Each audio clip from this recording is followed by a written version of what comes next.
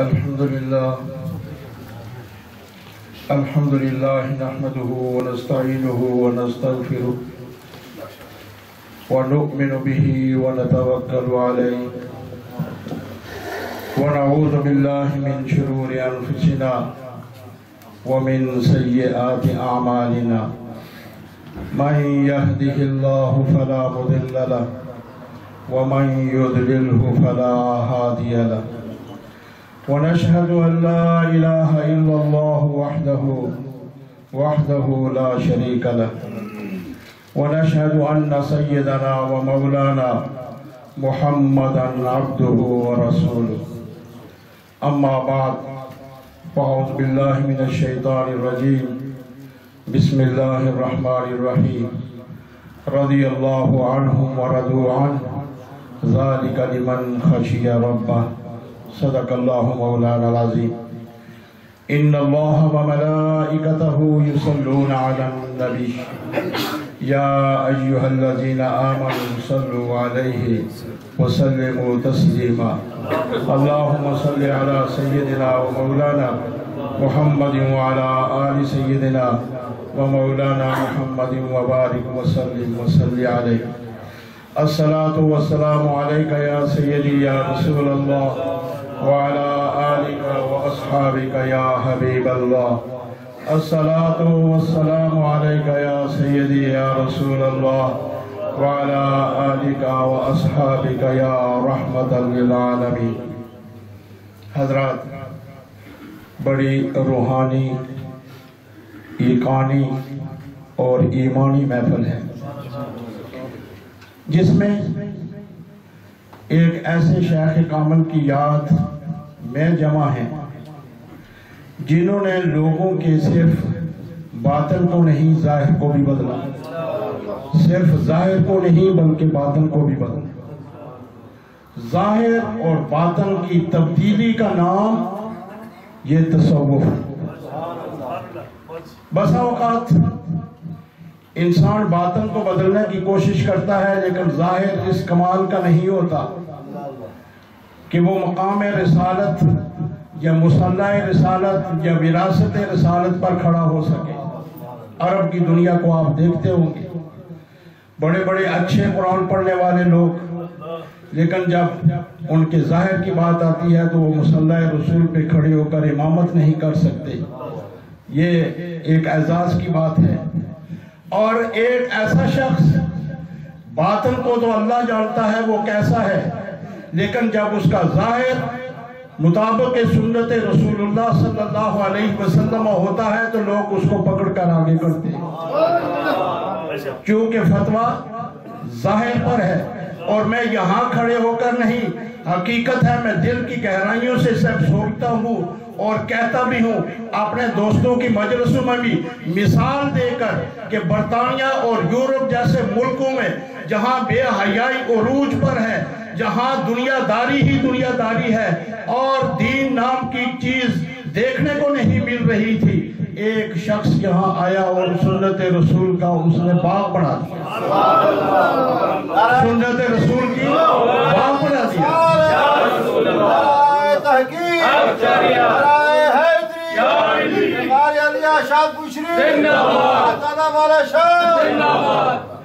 کیا آپ یہ سمجھتے ہیں کہ یہ کوئی معمولی نوعیت کا کام ہے؟ یہ کوئی معمولی سا کام ہے؟ یہ کام ویسے نہیں ہو سکتا جب اس رب کی تائید نہ ہو۔ یہ بات اس وقت تک نہیں ہو سکتی کہ جب تک محمد مصطفیٰ صلی اللہ علیہ وسلم کی نظر کرم نہ ہو۔ یہ دلوں کی دنیا اور ظاہری دنیا دونوں کو بدلنا اتنا آسان نہیں، یہ بڑے کمال کی بات ہے۔ اور آپ کو ایک حدیث پاک سناؤ تو پھر پتہ چلے گا کہ ان کو جن کی وجہ سے یہ آویزاں ہیں ان کو ثواب کتنا مل رہا ہے اور ان کو کتنا مل رہا ہے جو اس پر اس کی اتباع کیے ہوئے۔ رحمت کائنات صلی اللہ علیہ وسلم نے فرمایا، میرا موضوع جو ہے مجھے یاد ہے، یہ صرف تمہید آپ یہ نہ سمجھیں۔ حضور رحمت عالم صلی اللہ علیہ وسلم نے فرمایا، یہ سوچیں وہ لوگ جو اس نعمت سے محروم ہیں، آپ نے فرمایا ایک فتنے کا فساد کا زمانہ آئے گا، فتنے کا زمانہ، اور دین سے لوگ دور ہوتے چلے جائیں گے، اور دین سے دور ہونے کا مطلب یہ ہے کہ سنت رسول سے دور ہوتے چلے جائیں گے۔ اور اس زمانے میں من احیا سنتی عند فساد امتی فلہ اجر مئت شہید، رحمت کائنات صلی اللہ علیہ وسلم نے فرمایا پھر اس زمانے میں جو شخص میری سنت کو زندہ کرے گا وہ ایک شہید کا نہیں 100 شہید کا ثواب پائے گا۔ ایک شہید کے ثواب کی کتنی نعمت ہے، کتنا مقام، کتنا مرتبہ اور کتنا فیضان۔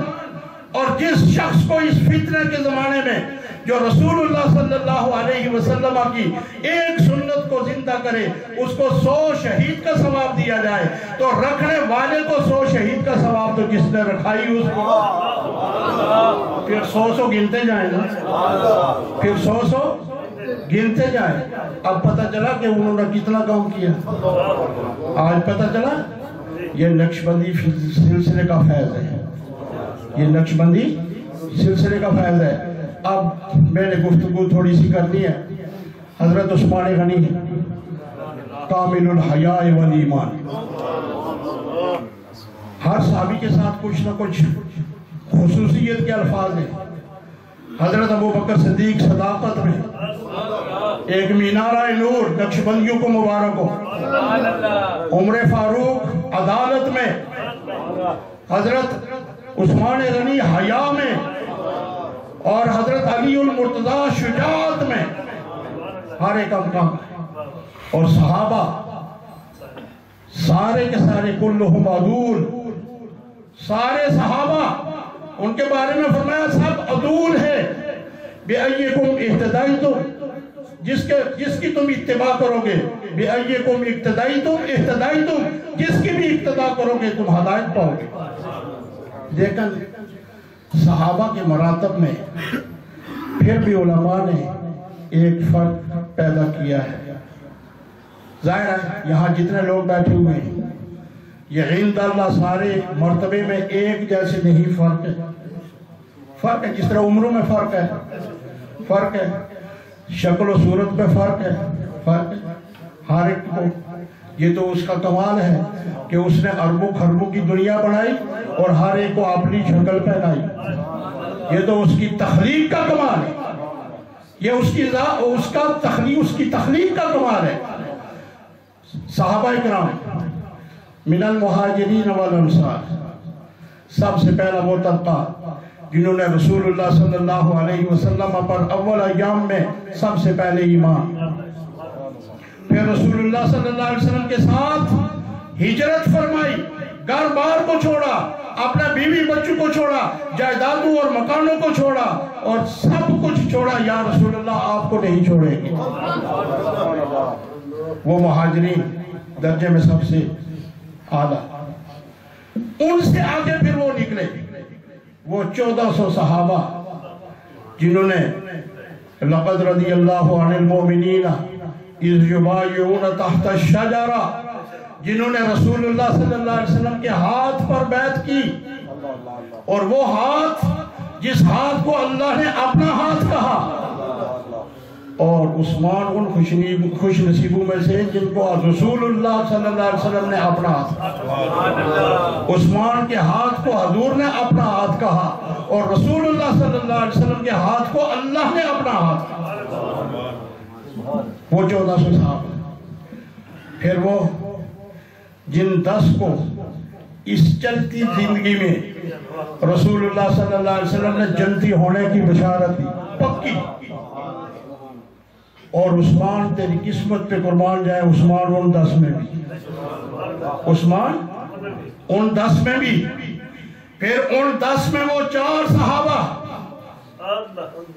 جن کو رسول اللہ صلی اللہ علیہ وسلم نے فرمایا علیکم بسنتی وسنت الخلفاء الراشدین المہدیین، جن کے مہدیین ہونے کی سند محمد رسول اللہ صلی اللہ علیہ وسلم نے ان کی زندگی میں ان کو عطا فرمائی۔ خوش نصیب ہیں حضرت عثمان وہ ان چار میں بھی، خوش نصیب ہیں حضرت عثمان ان چار میں بھی، اور پھر ان چار میں وہ دو، چار میں پھر آگے دو جو آج گنبد خضرا کے سائے میں محمد رسول اللہ کے ساتھ، اور پھر ان دو میں بھی وہ دوسرا، ایک نہیں دوسرا، ثانی اثنین اذ ہما، دو میں سے دوسرا، دو میں سے، یعنی ایک کے بعد دو نہیں، قرآن کے الفاظ دیکھیں، قرآن آیت مبارکہ، ثانی اثنین، دو میں دوسرا، دو میں ایک کی بات نہیں ہوا، دو میں دوسرا، جو غار میں بھی تھا اور جو مزار میں بھی ہے۔ آج اہل سنت والجماعت کا عقیدہ، 14 صدیوں کے علماء اور فقہا کا عقیدہ کہ عرش اعظم سے بھی وہ مٹی عظیم ترین ہے جو رسول اللہ صلی اللہ علیہ وسلم کے جسم کو چھو رہی ہے، اور پھر اس مٹی کو سب سے پہلے جس کا جسم چھو رہا ہے وہ نقشبندی و مبارک ہو، وہ صدیق اکبر کا جسم ہے، وہ صدیق اکبر کا جسم ہے۔ آج سارے اس لالے میں پڑے ہوئے ہیں کہ کون افضل ہے، افضلیت کس کی ہے، افضلیت کس کی ہے، افضلیت اسی کی ہے جس کو اللہ نے عطا فرمائی، افضلیت اسی کی ہے جس کو اللہ رب العالمین نے عطا فرمائی ہے۔ شاہین حضور کے پاس موجود ہیں، لیکن حضرت عمر فاروق حضرت صدیق اکبر کے بعد ہیں، پہلے نہیں ہیں۔ وہ مٹی جو رسول اللہ صلی اللہ علیہ وسلم کے جسم اقدس کو، جسم انور کو چھو رہی ہے، وہ مٹی سب سے پہلے قریب ہے تو ابوبکر صدیق کے قریب ہے، حضرت عمر فاروق اس کے بعد ہیں۔ نعرہ تکبیر، نعرہ رسالت، صدیق اکبر زندہ باد۔ اور حضرت عثمان غنی کامل الحیاء والایمان، آج ہر ممبر پر یہ لفظ ان کے لیے بولا جاتا ہے، اور وہ حیاء اتنا، حیاء کی 3 درجے، ایک اللہ سے حیاء کہ اس کے کسی حکم کی مخالفت نہ کی جائے، اور جو حکم وہ دے اس کو مانا جائے، اور حیاء بندوں سے کہ کسی بندے کا حق نہ مارا جائے، اور کوئی زبان یہ نہ کہے کہ اس شخص نے میرا حق مارا ہے، یہ بندوں سے حیاء ہے۔ اور ایک ہے اپنی ذات سے حیاء، اور اپنی ذات سے حیاء یہ ہے، حضور صلی اللہ علیہ وسلم نے فرمایا کہ ٹھیک ہے جب تم اکیلے ہوتے ہو تو تمہیں حق ہے یا اپنا جسم کا لباس اتارنے میں یا بیوی کے سامنے ہونے میں، لیکن عثمان ان میں سے ہے جس نے یہ بھی نہیں کیا، اپنی ذات سے حیاء۔ کبھی غسل خانے میں وہ کپڑے سارے اتار کر نہ نہائے بلکہ کپڑا رکھ کر وہ غسل فرمایا کرتے تھے۔ حیاء کی یہ تینوں کیفیات حضرت عثمان غنی کی ذات میں کوٹ کوٹ پر بری ہوئی ہے، اور اس حیاء کی تصدیق رسول اللہ صلی اللہ علیہ وآلہ وسلم نے یوں فرمائی۔ حضرت عائشہ صدیقہ رضی اللہ تعالی عنہا اس حدیث کی راوی ہیں، آپ ارشاد فرماتی ہے کہ رحمت کائنات صلی اللہ علیہ وسلم کا اشارہ اقدس پہ تشریف فرما تھے، اور آپ بڑی بے تکلفی سے تشریف فرما تھے، آپ کی پنڈلیاں مبارک ننگی تھی، دروازے پہ دستک ہوئی، دروازہ کھولا گیا، حضرت ابوبکر صدیق تشریف لائے، حضور صلی اللہ علیہ وسلم اپنی حالت میں قائم رہے، اور پنڈلیاں مبارک جس طرح تھی اسی طرح رہی۔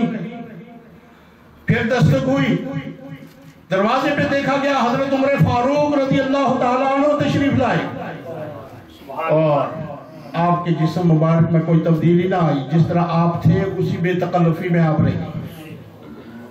پھر دستک ہوئی، حضرت عثمان غنی تشریف لائے، آپ کو اطلاع دی گئی یا رسول اللہ عثمان غنی دروازے پہ حاضر ہیں۔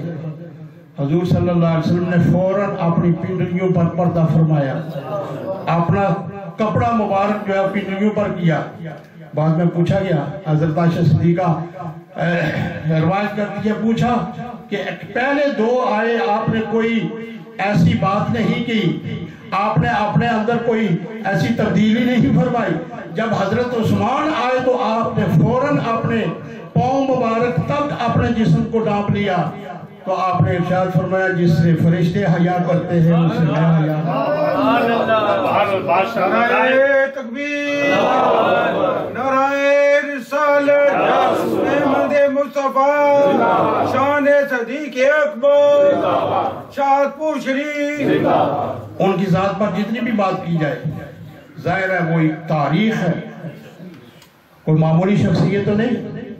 ذوالہجرتین کا لفظ بھی ان کی ذات کے ساتھ ہے، انہوں نے 2 ہجرتیں فرمائی اور اپنی اہلیہ محترمہ کے ساتھ فرمائی، اور ایک حبشہ کی طرف اور دوسری مدینہ طیبہ کی طرف۔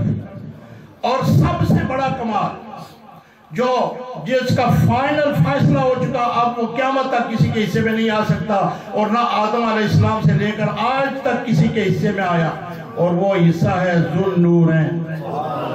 کسی بھی شخص کو نبی کی 2 بیٹیوں کے ساتھ یکے بعد دیگرے نکاح کا فیض نہیں ملا سوائے حضرت عثمان غنی۔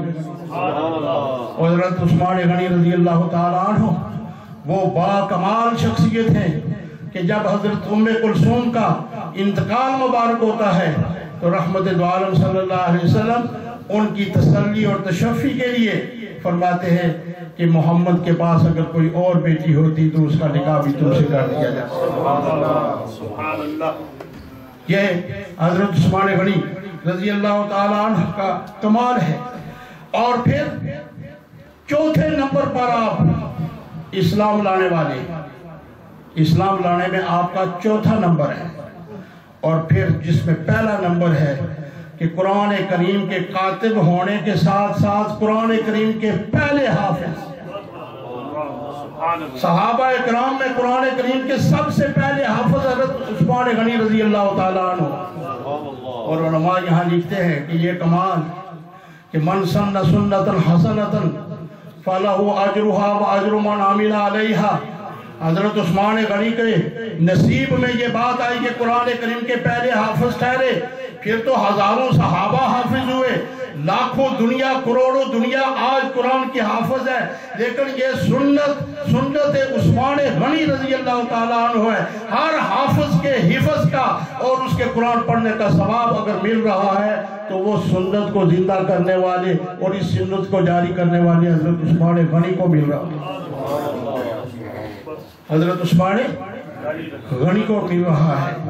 حضرت عثمان غنی رضی اللہ تعالیٰ عنہ، وقت تھوڑا ہے اس لیے میں آپ اختصار کی طرف جاؤں گا اور اس سے پھر آپ کے سامنے ایک نتیجہ عرض کروں گا کہ عثمان غنی رضی اللہ تعالیٰ عنہ وہ با کمال شخصیت ہیں کہ جب بلوائیوں نے آپ کا محاصرہ کر لیا، فتنہ و فساد کی انتہا ہو گئی، اور وہ ذی الحج کی 18 تاریخ تھی، شاید کل بنتی ہے، 18 تاریخ تھی۔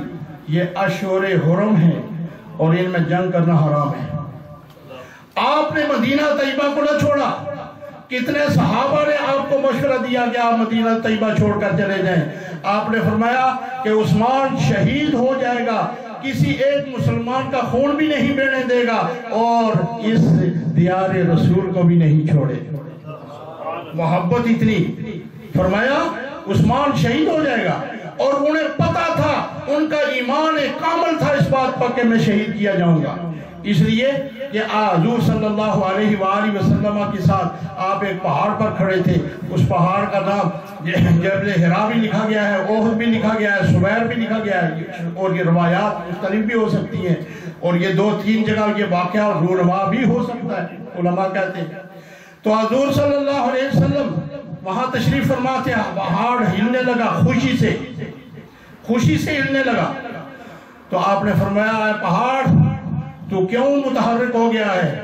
تجھ پر ایک نبی، ایک صدیق اور ایک شہید کھڑے، ایک نبی، ایک صدیق اور ایک شہید۔ حضرت ابوبکر صدیق کو شہید نہیں فرمایا، ان کو صدیق فرمایا، اور عثمان غنی کو شہید فرمایا۔ حضرت عثمان غنی کو کامل یقین تھا کہ میری شہادت ہوگی اور میں شہید کیا جاؤں گا، اس لیے آپ نے فرمایا کہ میں شہید ہو جاؤں گا، لیکن مدینہ طیبہ کی اس دھرتی کو نہیں چھوڑوں گا۔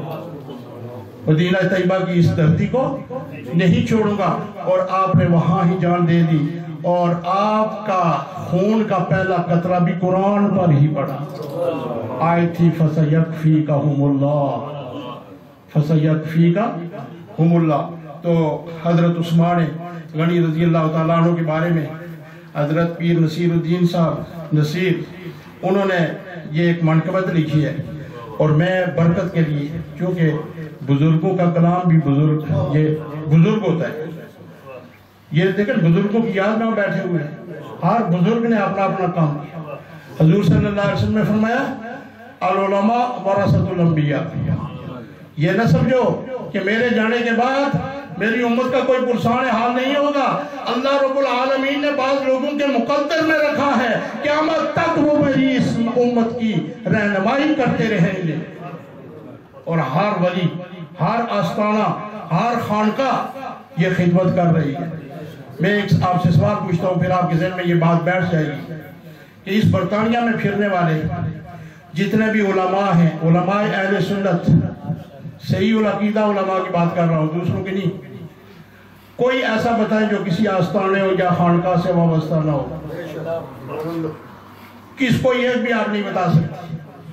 جو راست اور صحیح عقیدے والا ہے اس کے پیچھے کوئی شیخ ہے جس نے اس کو پڑھایا ہے، جس نے اس کو راہ دکھایا ہے. اور آپ جتنے بیٹھے ہیں آپ بھی ایک خانقاہ سے، ایک درگاہ سے وابستہ ہیں، اس لیے آپ اللہ کا ذکر کر رہے ہیں، اس لیے کر رہے ہیں. تو انہوں نے کہا اللہ اللہ. یہ تھی سیرت عثمان غنی، دین پر صرف ہوئی دولت عثمان غنی. یہ جنگ تبوک کا واقعہ جس میں حضور صلی اللہ علیہ وسلم نے چندے کی اپیل فرمائی، حضرت عثمان غنی. اور جنگ اسرا بھی، اس کو جیش الاسرا بھی کہتے ہیں کہ یہ وہ اس زمانے کی بات ہے جب مسلمان تنگ دستی میں تھی، بہت زیادہ تنگ دستی میں تھی. حضرت عثمان غنی اٹھے، یا رسول اللہ 100 اونٹ پالان سمیت اور ساز و سامان سمیت میں پیش کرتا ہوں. تو ضرورت پوری نہ ہوئی، جنگ بڑی تھی. حضور صلی اللہ علیہ وسلم نے پھر صحابہ کرام کو ترغیب دلائی. عثمان غنی اٹھے، یا رسول اللہ 200 اونٹ. پھر بھی ضرورت پوری نہ تھی. حضور صلی اللہ علیہ وسلم نے پھر اپیل فرمائی. وہی عثمان غنی اٹھتے ہیں، یا رسول اللہ 200 نہیں 300 اونٹ پلان اور سامان سمیت میں بارگاہ رسالت میں پیش کرتا. غنی ایسے تو نہیں آپ نے کہلوایا. اور بیر روما جب خریدا گیا تو حضور صلی اللہ علیہ وسلم نے یعنی بیع و شراء یعنی معاہدہ فرمایا، جو اس کنویں کو خریدے گا میں جنت اس کو دوں گا. جنت کا سودا ہو رہا ہے. اور وہ کنواں بھی کس نے خریدا؟ عثمان غنی نے. تو دین پر صرف ہوئی دولت عثمان غنی. رفتہ رفتہ وہ بڑی عظمت عثمان غنی، دونوں عالم میں ہوئی شہرت عثمان غنی. دیکھیں کتنی شہرت اللہ رب العالمین نے کہ ممبر پر ان کا نام لیا جاتا ہے. ایک ذرا بیعت رضوان کی تفسیر پڑھو، بیعت رضوان کی تفسیر پڑھو. بیعت اللہ کی ہے، بیعت عثمان غنی. اللہ نے بیعت کی ہے عثمان غنی کی طرف سے. کرم خالق کونین رہا شامل حال، قابل رشک بڑی قسمت عثمان غنی. ہر نفس شان حیا، مصدر میزان حیا، زندگی بھر یہ رہی فطرت عثمان غنی. آپ نے جامع قرآن کا لقب پایا ہے، دین دنیا میں بڑی ہے عظمت عثمان غنی. عشق اللہ و رسول آپ کو مل جائے گا. یہ ہمیں ہے کہ عشق اللہ اور رسول کا آپ کو مل جائے گا. دل میں پیدا تو کرے الفت عثمان غنی. عثمان غنی کی محبت تو پیدا کرو. اور سطوت و عظمت اسلام تھی ان کے دم سے، شان اسلام کی تھی شوکت عثمان غنی. وہ صحابی تھے، مجاہد تھے، خلیفہ تھے، نصیر ناز اسلام ہے حضرت عثمان غنی. تو حضرت عثمان غنی وفا کے پیکر ہیں. آخری پیغام اور یہ آستانے کا پیغام ہے. وفا اور جفا دو لفظ استعمال ہوتے ہیں. وفا جھکنے کا نام ہے اور جفا اکڑنے کا نام ہے. جو جھک جائے اللہ کے سامنے، اللہ کے رسول کے سامنے، اللہ کے صحابہ کے سامنے، اہل بیت کے سامنے اور اولیاء اللہ کے سامنے، اس نے تو سب کچھ پا لیا، اس نے سب کچھ پا لیا۔ علامہ اقبال نے یہی بات سمجھائی ہے کہ محمد سے وفا تو نے، کہ محمد سے وفا تو نے تو ہم تیرے ہیں۔ اللہ تعالیٰ فرماتے ہیں پھر ہم تمہارے ہیں۔